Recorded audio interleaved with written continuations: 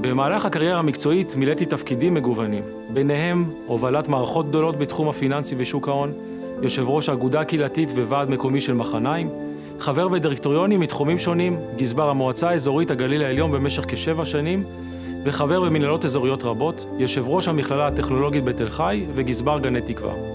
אני יודע היום שהניסיון הרב שצברתי בצד החברתי-קהילתי, מוניציפלי, כלכלי ויזמי, מציבים אותי מוכן להגיע לעבוד החל מהיום הראשון. לאורך הדרך ידעתי לנצל את היכולות שלי, בין היתר כדי לייצר חיבורים, שיתופי פעולה, פתרונות וחשיבה יצירתית, ולעסוק בגיוס משאבים שמובילים לעשייה וצמיחה.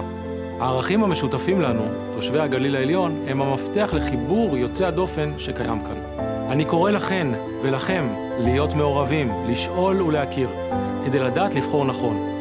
הפוטנציאל גדול והמלאכה רבה. יחד נפעל לשגשוג וצמיחה לטובת קהילות קיבוצנו והאזור כולו.